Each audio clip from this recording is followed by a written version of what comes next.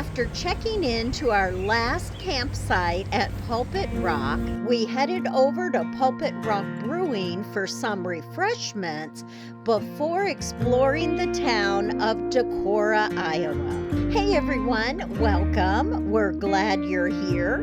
Decorah is our last stop on our 3-week exploration of Iowa. Decorah has a beautiful downtown area with lots of great restaurants, museums, and historical sites, but we were more interested in exploring some natural areas. You can walk into the waterfalls and everything there. From this gravel parking lot right on the Upper Iowa River, you can access Dunning Springs Park. To the right, a half-mile paved walk will take you to the ice cave. And to the left here, it's an easy 1/10 of a mile stroll to the waterfall.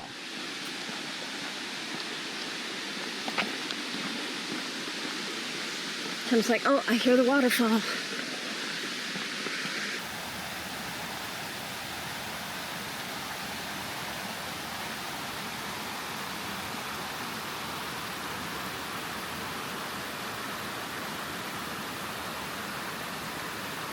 It is so peaceful here.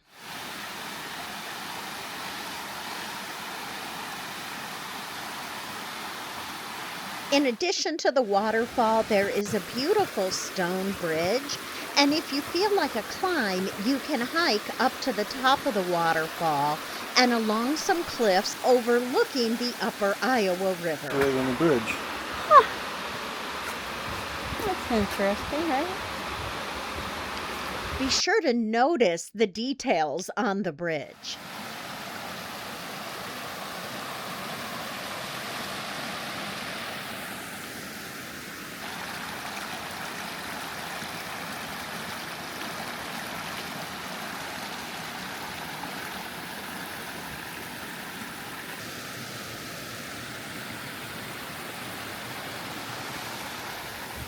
The ice cave is believed to be the biggest in North America. Surprisingly, the ice is thickest in summer and fall. The ice buildup can be 8 to 10 inches thick. In the winter, cold air sinks down into the cave, and then when spring thaws start, water trickles in and freezes due to the cold rock. Gotta see, like right over here. You can only go in about 60 feet, and the rest has been closed off for safety reasons. It's a tight squeeze to get into the very back part where the ice is. We didn't go all the way to the back, but it was noticeably cooler even in the front part.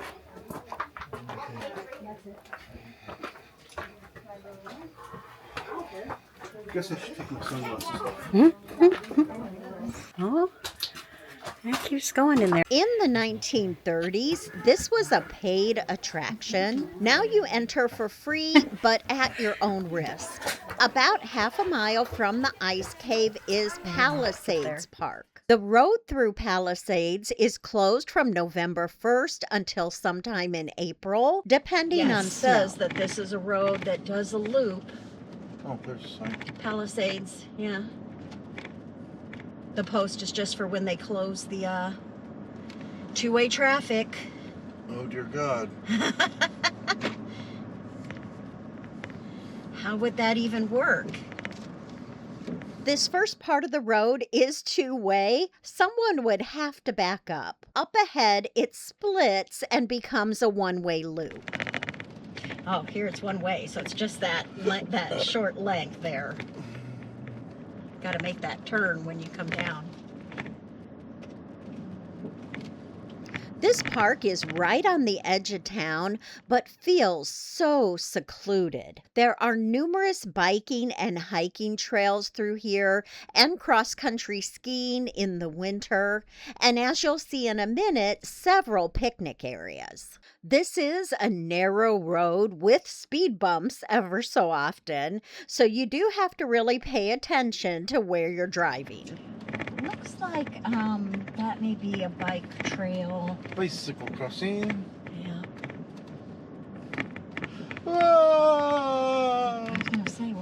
bicycle crossing. Gina looks down to the opposite side, opposite of wall side. Why is a bicycle crossing? These are mountain bike trails. Mm. Not our kind of bike trails. Crazy bike trails. Crazy bike trails. Those videos you see. Here's another trail. Yep, crossing there. We had fun at that one in Michigan. I was a long time ago. We were much younger.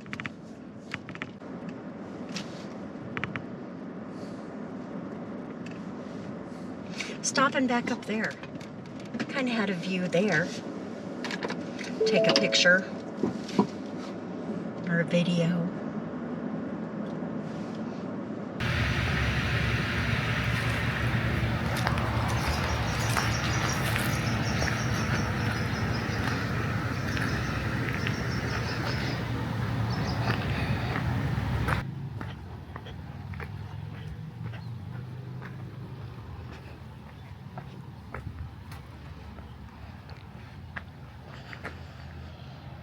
County Fairgrounds. The town, oh, you can see the main street down there.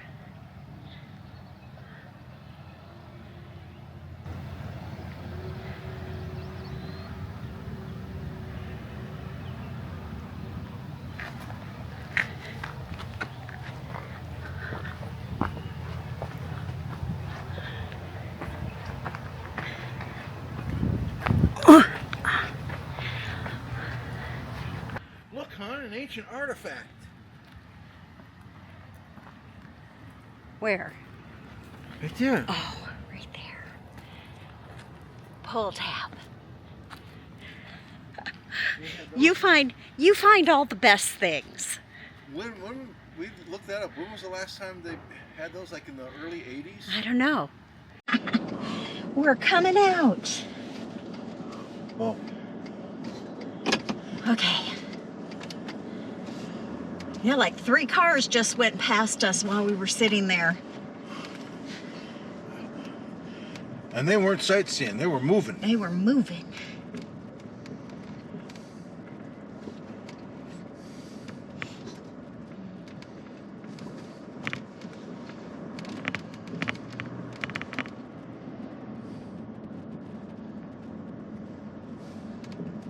Some more up here. Picnic area, overlook again. Want to get out there? Sure. Okay, better view from this overlook. See the river down there. So that paved bike trail there. You can zoom in.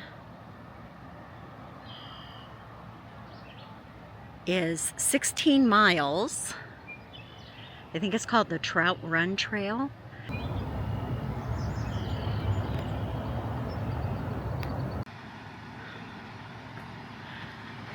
out of the heat. You'll melt. Oh, it's a whole parking loop there. Mm-hmm. This is all one way up here.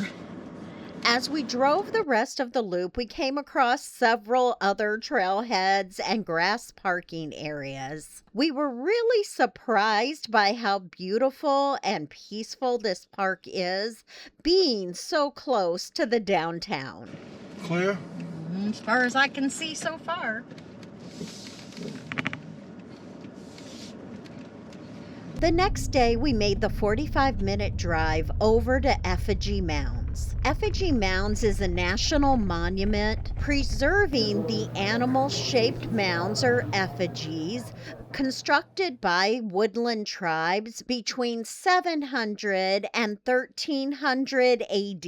There are several trails you can hike to see some of the mounds. It was in the 90s this day, so we decided not to hike, but even the visitor center was a really interesting stop. Were you talking about the view or me? Both the view and you are both beautiful.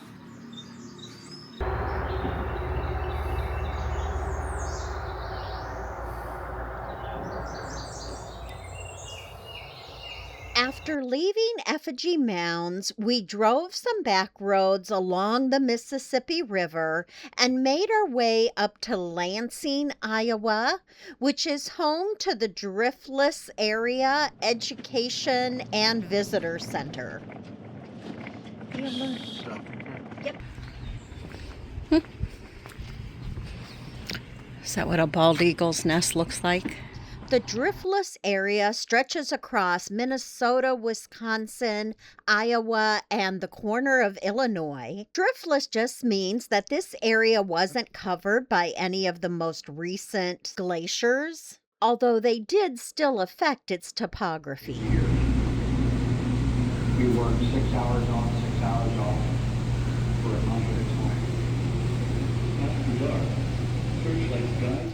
This is a really well done visitor center, and from its balcony, you can watch the Mississippi River.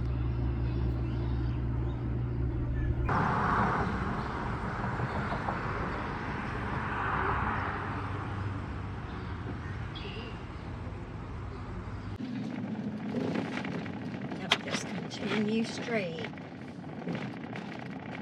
After leaving the visitor center, we drove into Lansing, where they are building a new bridge across the Mississippi. To get a better view, we drove up into Mount Hosmer Park. Hold on, Heckenbach.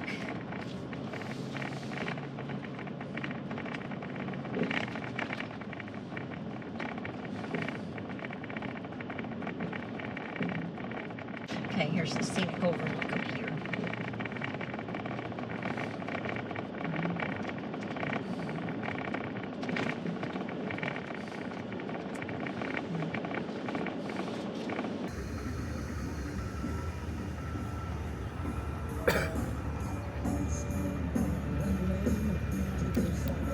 Looks like somebody's probably using that other one without the plug on it. The overlook gave us a great view of the bridge. Can we bother you guys? And while we were up there, we met this lovely couple who's on an adventure of their own. When you think about the size of this, see the excavator on there? That's not a mini. That's not a little tiny one. That's a good size one. And on the one way over there, it's that whole proportion thing. We continued to the top of Mount Hosmer, where there is a Veterans Memorial Park. Or one memorial up there, top. Flag, I could see the flag from down below. Another overlook. Roads in there. Yeah, that's okay. This park contains several veterans memorials. The flagpole we just passed overlooking the Mississippi is one of them. Beck Point, Strong, and Glen are two more memorial overlooks with flagpoles that you can only access by hiking. There are numerous hiking trails in this park. These three memorials were placed in 1928 to honor 3 veterans of World War I. There is also a newer memorial that honors all of the local veterans.